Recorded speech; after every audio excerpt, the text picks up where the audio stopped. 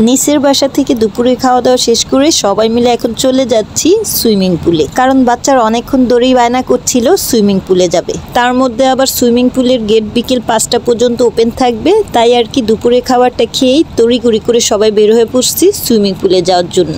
আর যারা সুইমিং পুলে নামবে তারা আর কি তাদের ড্রেসও সাথে করে নিয়ে আসছে। এই সুইমিং পুলটাও ক্যান্টনমেন্ট এরিয়ার ভেতরেই। আগের বার আমার নিচের এই কোয়ার্টারে যখন আমরা আসছিলাম তখন এই সুইমিং পুল আমাদের যাওয়া হয়নি, বাট এবার সবাই মিলে সুইমিং পুলে চলে যাচ্ছি। আর এইদিকে বাচ্চারা তো খুবই এক্সাইটেড সুইমিং পুলে গোসল করার জন্য, তাই তো আমাদের বড়দের আগে ওরা আগে হেঁটে চলে গেছে আর আমরা পেছনে। অবশ্য বাচ্চাদের কথা বললে ভুল হবে, আমরাও পুকুর দেখলে গোসল করার জন্য পাগল হয়ে যাই। যেমন গ্রামের বাড়িতে গেলে পুকুর দেখলে আমরা কখন যে গোসল করতে নামবো সেই অপেক্ষায় থাকি, আর পুকুরে যদি একবার গোসল করতে নামি আর তো উঠতেই মনে চায় না, সারাক্ষণই মনে চায় যেন পুকুরেই থাকি। অবশ্য আজকে আমরা কেউই সুইমিং পুলে নামবো না, শুধু বাচ্চারাই নামবে। আর এইটা কিসের মেশিন যেন বলতে পারলাম না, যার কারণে হইতে পারে এটা সেফটির জন্য এই জালিগুলা দিয়ে রাখছে। যাই হোক, এখন তো আমরা সুইমিং পুলে এখানে চলে আসছি। বাচ্চারা তো আগেই ভেতরে ঢুকে গেছে। অবশ্য ভেতরে ঢোকার জন্যও পারমিশন নিতে হবে, তাই আর কি আমার নিচে সিগনেচার দিয়ে নিচ্ছে, দেন আমরা ভেতরে ঢুকতে পারছি।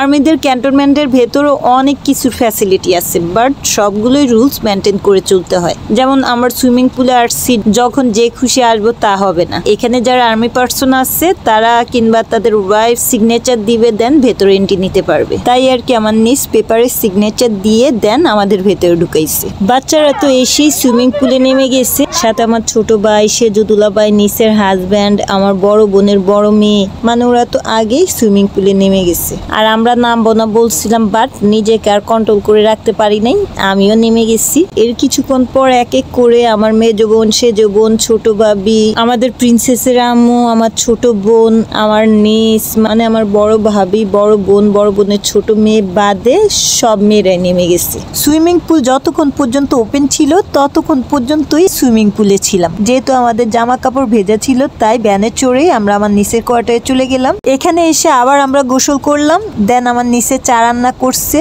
সবাই চা নাস্তা করছি। আর এইদিকে আমার নিচে কি করলো, সবাইকে যে গিফট দিবে ওই গিফট গুলো এক এক করে যার যারটা তাকে দিচ্ছে।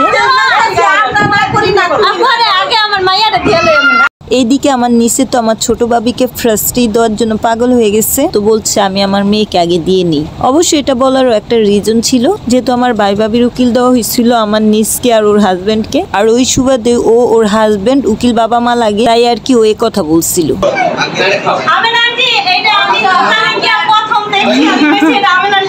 Thank you.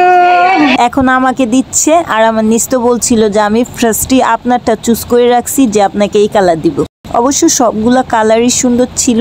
যাই হোক, আমরা তো বিকেলে নাস্তা পানি খেয়ে গিফট টিফট নিয়ে দেন সবাই বের হয়ে পড়ছি পদ্মার পাড়ে যাওয়ার জন্য।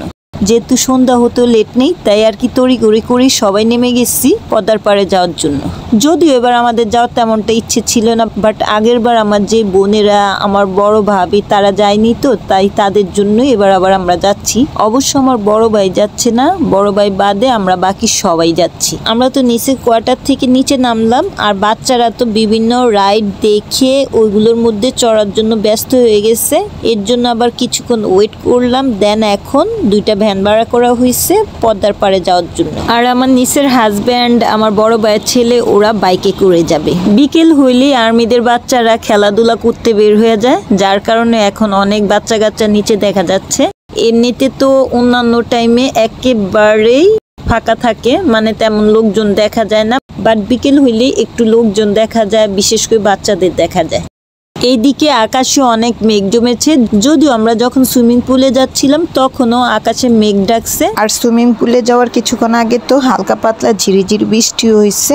এখনো আকাশ মেঘে ঢাকা, জানি না বৃষ্টি হবে কিনা, তবুও রিস্ক নিয়ে সবাই বের হয়ে পড়লাম পদ্মার উদ্দেশ্যে।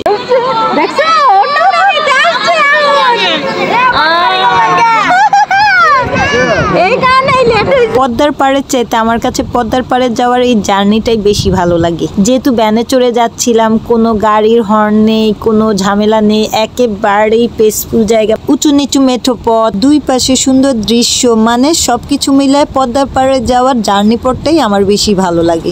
যদিও পদ্মার পাড়ে দেখার মতো তেমন কিছুই নেই, তবুও বিকেল হলে অনেকেই যায় পদ্মার পাড়ে ঘোরার জন্য। আর এদিকে আমাদের আরেকটা ভ্যান তো আমাদের ছেড়ে অনেক আগে চলে গেছে, যদিও ওইটা আমাদের পেছনে ছিল, বাট এখন আমাদের চাইতে অনেক আগে। আর এই যে পাথর উপর অনেকেই ফটো তুলছে।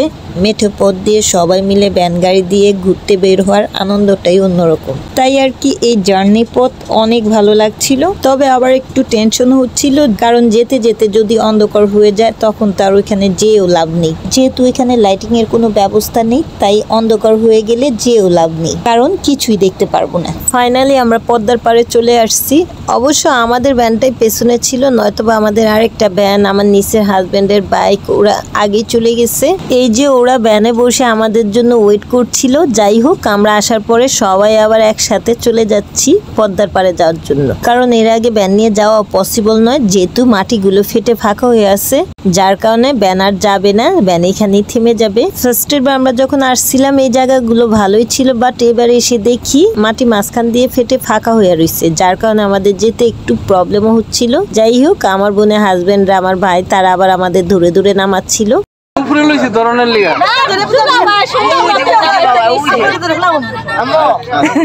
ভেরি গুড কাজ করে লাইছেন তুলা ভাই চাইছে আগে নামাইতে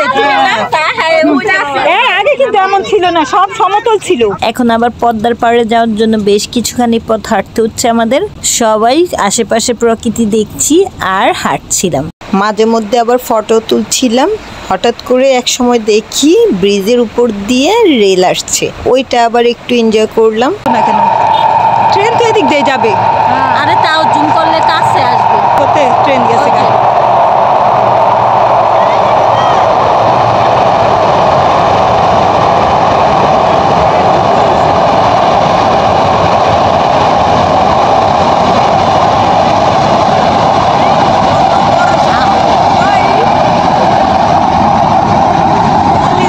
পদ্মার পাড়ে এসে আমার ভাইয়ের ছেলে তো এক এক্সপ্রেশন দিয়ে ফটো তুলছে, আমার নিস আবার ওর ফটো তুলে দিচ্ছে, আর আমরা আবার এদিকে একটু বসলাম। আর বাচ্চাদের তো খুবই একটা সুবিধা হয়েছে, ওরা তো এক এক কিছু কিনে খাচ্ছে, মানে ওদের বাবা মায়েদের পকেট খালি করছে। আর এইদিকে আমরা বাদাম, বুট ভাজা, আমের প্যাকেটের আচার এগুলো নিয়ে গেছিলাম, ওইগুলো আবার আমরা সবাই মিলে খাচ্ছিলাম। এইভাবে করে আমরা বেশ কিছুক্ষণ টাইম পদ্মার পাড়ে কাটালাম। পদ্মার পাড়ে কিনে খাওয়ার মতো তেমন কিছুই নেই, আর যেগুলো আছে তেমন খাওয়ার মতো না, তবে বাচ্চাদের খাওয়ার মতো। তার মধ্যে আবার চড়া দামে বিক্রি করে, যতই চড়া দামে হোক না কেন বাচ্চারা তো একের পর এক কিনে খাচ্ছে। আর এইদিকে আমার ভাইয়ের ছেলে আবার আমাদের একটা গ্রুপ ফটো, ভিডিও এগুলো তুলছিল।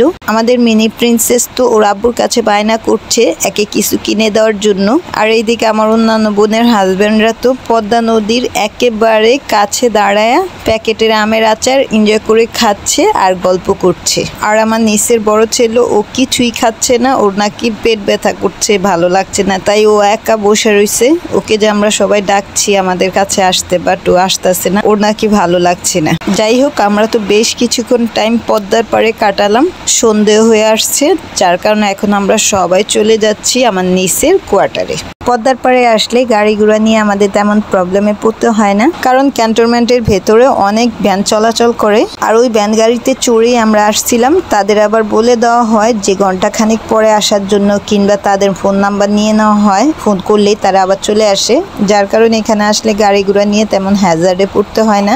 এইদিকে আমাদের এই মিনি প্রিন্স তো জুস খাচ্ছে আর ফেলছে, যেহেতু এখানে অনেক কিছু খাইছে তাই পেটও ভরা, এই কারণে আর কি হেঁটে হেঁটে খাচ্ছে আর ফেলছে। যাই হোক, আমরা তো পদ্মার পাড় থেকে এসে দেখি আমাদের ভ্যান এসে পড়ছে। আমরা আবার ওই ভ্যানে চড়ে সবাই চলে যাচ্ছিলাম ক্যান্টনমেন্টে আমার নিচের কোয়ার্টারে। আর ক্যান্টনমেন্টে যেতে যেতে আমাদের আবার রাত হয়ে গেছিল। অবশ্য আমার নিচের কোয়ার্টারে যাওয়ার আগে আমরা আবার সিএসডিতে যাব কিছু কেনাকাটা করার জন্য, যদিও এবার তেমন কিছু কেনাকাটা করব না, তবে হ্যাঁ যাব, ভালো লাগলে কিনবো। দেখি সিএসডি থেকে এবার আমাদের কি কেনাকাটা করা হয়। আমরা এত লোক ছিলাম যে সিএসডির ভেতরে ঢুকলে তারা ভয় পায় কিনা, তাই আর কি যারা কেনাকাটা করবে তারাই ভেতরে ঢুকছিল আর বাকিরা সব বাহিরে ছিল। এবার সিএসডি থেকে তেমন কিছু কেনা হয়নি, শুধু টুকিটাকি কিছু জিনিস কেনা হয়েছে আর খাবারের কিছু জিনিস কেনা হয়েছে, এই আর কি। এইদিকে আমার নিস সবাইকে আবার আইসক্রিম খাওয়াচ্ছিল। ও সব ছেলেদের হাত দোয়ানি যে টাকা পাইছে ওইটা দিয়েই সবাইকে আবার আইসক্রিম খাওয়াচ্ছে। আমাদের মিনি প্রিন্সেস তো কান্নাকাটি করছে, ও আইসক্রিমও খাচ্ছে না, শুধু খ্যান করছে। এই তো আমরা আইসক্রিম খেতে খেতে কোথায় গেলাম সেটা আবার দেখাবো আমার নেক্সট ব্লগে। সে পর্যন্ত সবাই ভালো থাকবেন আর আমাকে বেশি বেশি করে লাইক, শেয়ার, কমেন্টস, সাবস্ক্রাইব করে সাপোর্ট করবেন। ধন্যবাদ সবাইকে। আল্লাহ হাফেজ।